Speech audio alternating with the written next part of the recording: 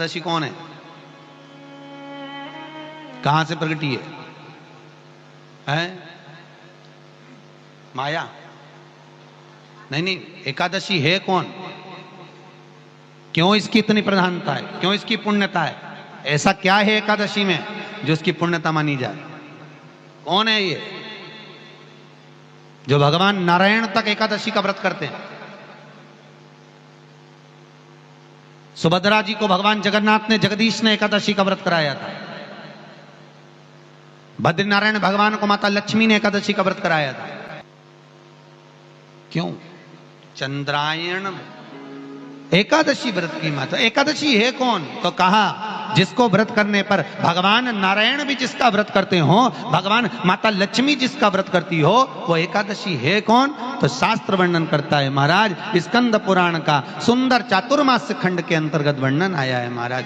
एक बार भगवान विष्णु आनंद में विराजमान थे, पद्मावती और माता लक्ष्मी दोनों उनके पास में विराजी हुई थी। दोनों बैठी, भगवान लक्ष्मी और पद्मावती दोनों बैठी, एक सिर के पास, एक चरण के पास।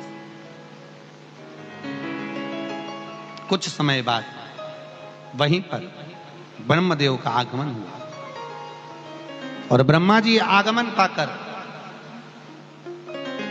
भगवान नारायण पद्मावती से लगकर उठे और उठकर लक्ष्मी की ओर झुके।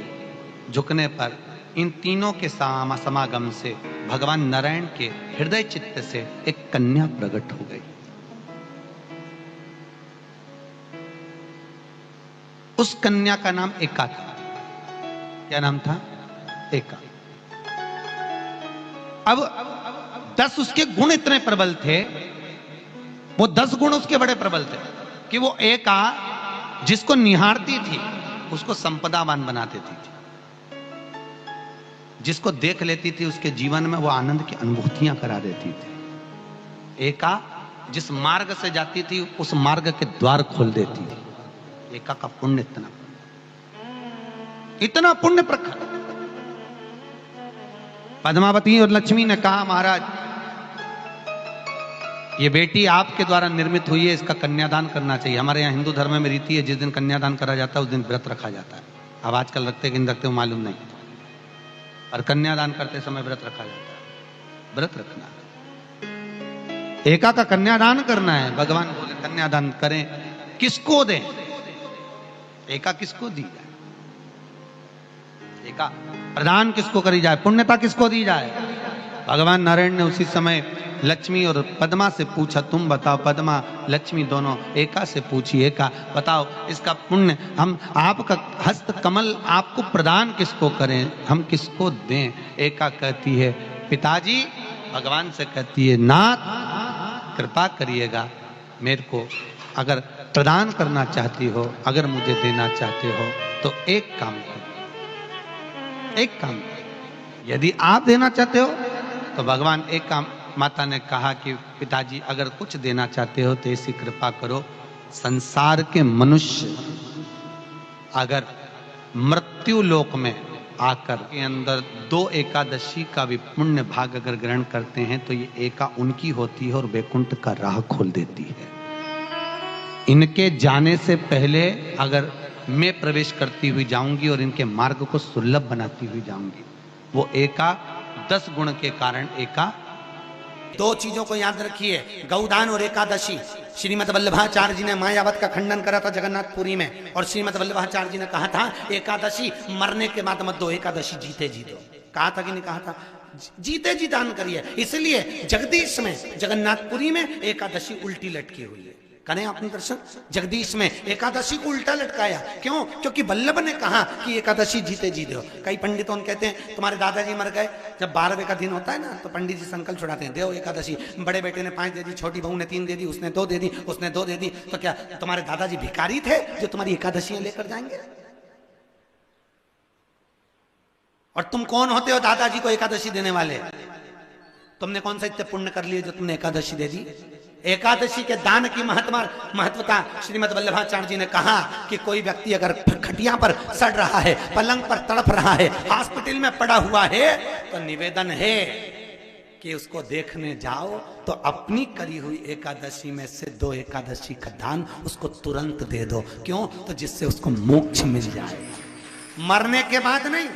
क्योंकि मरने के बाद तो वो 10वें के दिन, गरुड़ पुराण में लिखा है 10 दिन तक जीवात्मा घर की अटारी पे रहती है। कितने दिन? 10 दिन। 10 दिन के बाद जीवात्मा चली जाती है। कहां जाती है? उसको जहां जाना है। 3 दिन में उसको भोग भोगना पड़ता है जीवात्मा को। 3 दिन नरक का भोग भोगती है, उसके बाद स्वर्ग का भोग भोगती है। 18 दिन में ये प्रोसेस पूरी हो जाती है। कितने दिन? 18 दिन। 18 दिन के बाद में उस जीवात्मा को धान के खेत में पटका जाता है। किसके खेत में? धान के, चावल के खेत में। इसलिए कहते हैं एकादशी के दिन चावल मत खाओ। कहते कि नहीं कहते? और क्या कहते हैं? द्वादशी के दिन चावल खाना जरूरी है। एकादशी का पालना करना है तो द्वादशी को चावल का 1 ग्रास खाओ, तब द्वादशी को चावल खाओगे तो एकादशी लगेगी। चावल नहीं खाओगे तो एकादशी नहीं लगेगी। द्वादशी को चावल खाना जरूरी है। क्यों कहते हैं? क्योंकि धान के खेत में जीव को छोड़ा जाता है, उस धान के खेत में, चावल के खेत में जीवात्मा रहती है। उसको चिड़िया खाती है तो चिड़िया के रूप में जन्म लेता है, मनुष्य खाता है तो मनुष्य के रूप में जन्म लेता है। इसलिए एकादशी के दिन चावल नहीं खाया जाता, क्योंकि एकादशी के दिन हम चावल खाएंगे तो जीव हत्या का दोष लग जाएगा। फिर कब खाना है? द्वादशी के दिन। द्वादशी के दिन क्यों खाया जाता है? क्योंकि हम एकादशी के व्रत करे रहते हैं और पहला घासा जब चावल का खाते हैं तो अपनी करी हुई एकादशी का पुण्य, जितने जीव हमारे मुंह में जाते हैं उनको उसका पुण्य मिल जाता है और उनका फिर जन्म नहीं होता, वो तर जाते हैं, उनको एकादशी का भाग मिल जाता है। इसलिए कहते हैं एकादशी को चावल मत खाओ, पर द्वादशी को। विष्णु पुराण कहती है, श्रीमद् वल्लभाचार्य जी वर्णन करते हैं, मेरे वल्लभ कहते हैं कि वल्लभ कुल की एकादशी करो, भले बकरी जैसे चरो, पर एकादशी करो। हमारे यहाँ तो शास्त्र कहता है एकादशी का व्रत भी करो तो मुंह उतार के मत करो रे। कोई फूल अगर मुरझा जाता है तो भगवान को नहीं दिया जाता, कोई फल बेकार हो जाता है भगवान को नहीं दिया जाता। तुम्हारे व्रत वाले दिन तुम्हारा मुंह उतरा रहेगा तो भगवान उसको स्वीकार करेगा। इसलिए बकरी जैसे चरो और एकादशी करो। जेब में भर लो मूंगफली का दाना,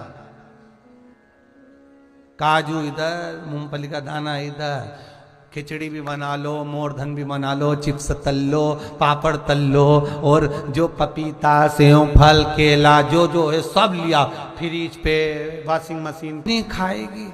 सुबेरे आधा किलो दूध की रबड़ी बना के खा ली तो पति मन में सोचा फिर भी आवाज नहीं निकल रही, फिर अभी क्या खाएगी? खिचड़ी बनाई है और बादाम तल ली थोड़ी सी, और आधा किलो पपीता रखा था वो कतर लिया, और थोड़ा सा रायता बनाया बादाम का, अच्छा ठीक है, और चिप्स तल ली, और आलू भी तले हैं, ठीक है।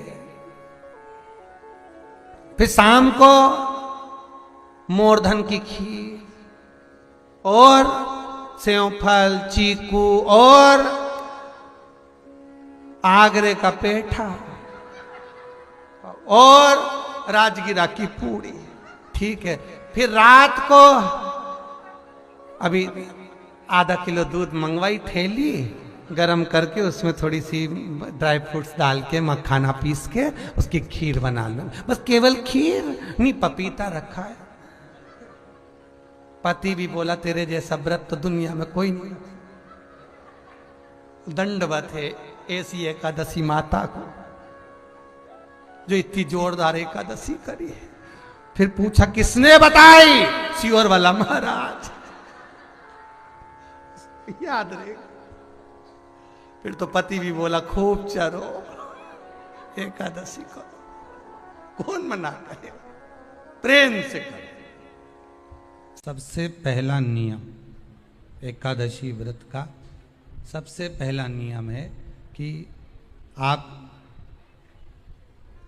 जिस दिन व्रत करो उसके 1 दिन पहले भक्ति का संचार इस हृदय में कर लो। भक्ति का संचार इस हृदय में कर लीजिए। जिस दिन आप व्रत करो, जैसे एकादशी का व्रत कर रहे हो तो 10वीं के दिन शाम का समय जब आवे, रात्रि जब होने लगे, शाम का समय आवे और रात्रि का आप जब भोजन ग्रहण करो तो उस भोजन में कोई ऐसा पदार्थ ग्रहण मत करिए जिस पदार्थ के कारण आपकी एकादशी बिगड़ जाए।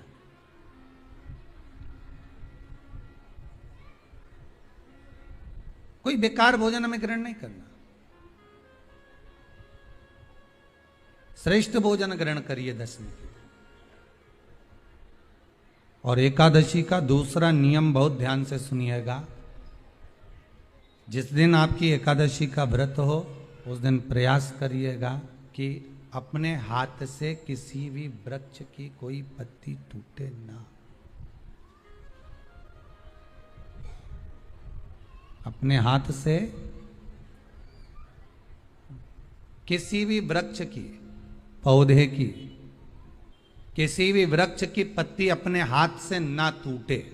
बहुत ध्यान दीजिएगा महाराज। एकादशी का ये दूसरा नियम है कि अपने हाथ से किसी पौधे की, किसी वृक्ष की, किसी डाली की कोई पत्ती टूटे ना, कोई पत्ती ना टूटे, इसका प्रयास करिए।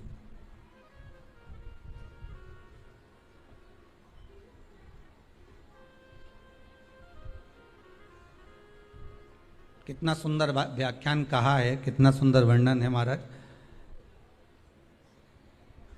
कि मात्र एकादशी का व्रत कर लेने पर,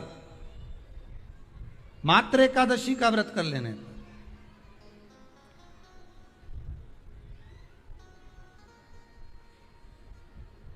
जो पूर्व में किया गया हमारा पाप कर्म है, हमने किसी जीव की हत्या करी है, हमने किसी को कष्ट प्रदान करा है, हमने किसी को अपशब्द कहा है, हमने किसी को ताने दिए, हमने किसी को आड़ा टेढ़ा कहा है, हमने किसी को गालियां दे दी है, मात्र एकादशी का व्रत ही कर लेने पर ये सारे जो दोष हैं वो समाप्त हो जाते हैं।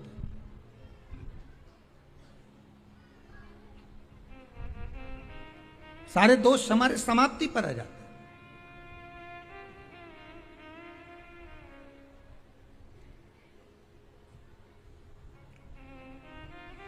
अब एक विचार करिएगा थोड़ा सा अपने मन में, अपने चित्त में, अपनी वृत्ति में एक बात उतारिएगा, एक अपने मन में एक बात को उतार कर रखिएगा कि आप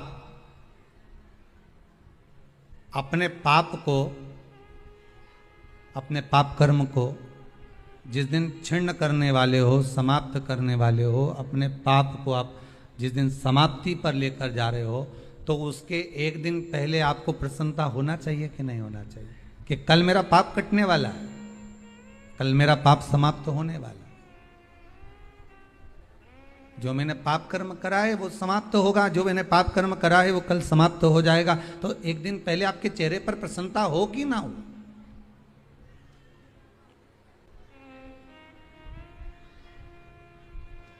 और चेहरे पर वो प्रसन्नता आपके आना चाहिए कि कल मेरा एकादशी का व्रत है, आज दशमी है, कल एकादशी का व्रत है, तो कल मेरी जब एकादशी का व्रत रहेगा तो मेरा ना जाने कितना कितना पाप, कितना असत्य, कितना झूठ, कितना प्रपंच वो समाप्त हो जाएगा। इसमें मुझे प्रसन्नता हो, इसमें मुझे आनंदता हो।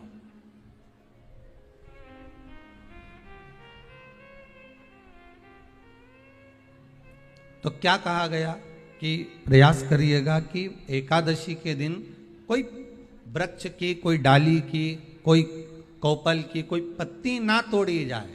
क्यों? तो कहा अगर उस पत्ती को हम तोड़ देते हैं, वृक्ष की पत्ती को या क्यारे में लगी हुई कोई डाली की पत्ती को हम तोड़ देते हैं तो एकादशी का पुण्य फल प्राप्त नहीं होता, एकादशी का कोई फल हमारे खाते में नहीं जाता, पुण्य फल प्राप्त। अब फिर भले तुम चाहे तुमने मोरधन खाया हो, चाहे तुमने फिर चिप्स खाई हो, चाहे तुमने फिर व्रत का कितना ही सामान खा गए हो और तुमने सोचा कि आज मेरी एकादशी है, तो फिर उसका कोई फल प्राप्त नहीं, उसका कोई सुख प्राप्त नहीं आपको, फिर उसका कोई आनंद प्राप्त नहीं आपको, फिर उसमें कोई आनंद की अनुभूति आपको नहीं मिल रही। एक विश्वास के साथ आप शिव को मनाने के लिए, शंकर को मनाने के लिए जाते हैं, कुछ नहीं है आपके पास, हमारी सामर्थ्यता नहीं, आपकी सामर्थ्यता नहीं कि आप भगवान की कोई सेवा कर रहे।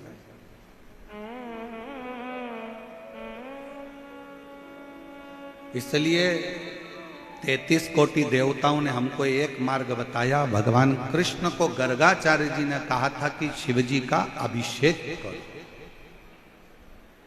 राम जी को वन जाते समय गुरु जी ने वर्णन कर दिया था और पिताजी ने कह दिया था कि शंकर जी का अभिषेक करो, शिवलिंग का अभिषेक करो, शिवलिंग का अभिषेक करो।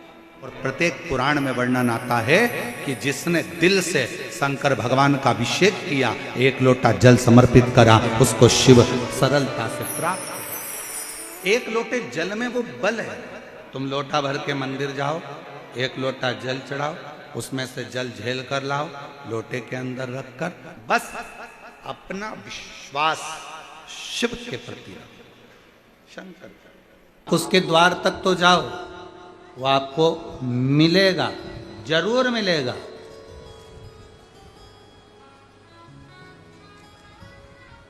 और एक बात कहें मेरी जीजियों और मेरे जीजाओं, बहुत सावधानी से सुनना। कभी योग लग जाए आपको, कभी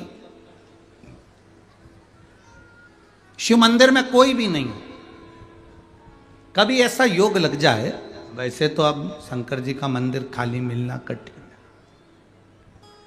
पर कभी अगर आपको ऐसा योग लगे शिव मंदिर में कि अकेले हो आप, कुछ भी नहीं है आपके पास में, चलेगा। अगर जल हो तो ठीक, बेलपत्र हो तो ठीक, ना हो तो भी अकेले हो, गाड़ी से जा रहे हो, रोड के किनारे पर एकांतेश्वर महादेव मिल गए, कहीं पेड़ के नीचे बैठे थे, अकेले बैठे हैं, ना उनके पास पार्वती जी है ना गणेश जी है।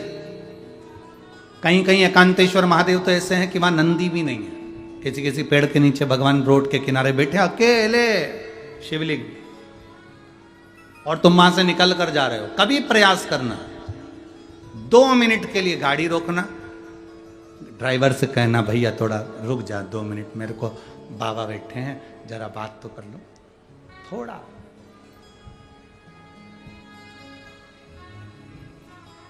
रोको जरा, रोको, 2 मिनट रोक कर उसके पास बैठकर, कुछ भी नहीं होना, कुछ भी नहीं, थोड़ा सा सफाई कर देना, बैठकर दिल से कह देना बहुत दुखी हूं बाबा, पर मेरे महाकाल राजा, ओ मेरे महाकाल राजा, ये दिल, मन, चित्त, बुद्धि, परिवार, सब कुछ आप पर सौंप दिया है। अब मेरी जिंदगी के निर्णय मेरे महाकाल राजा आपको लेना है, और मैं जानती हूं आप मुझे गिरता हुआ नहीं देख सकते, क्योंकि आप काल अधिपति हो। विनय करो, बैठकर बात करो, प्रार्थना करो, थोड़ी देर बैठकर श्री शिवाय नमस्तुभ्यम, जरा जम के बोलो एक बार, श्री नमस्तुभ्यम, दिल से बोलो उसको। जब आप हम और एक साथ बाबा से प्रार्थना करें, वो क्यों ना सुने।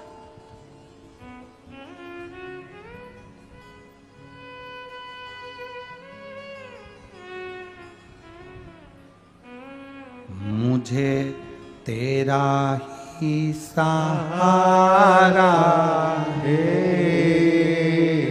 मेरे भोले बाबा, मैंने तुम्हें ही पुकारा है,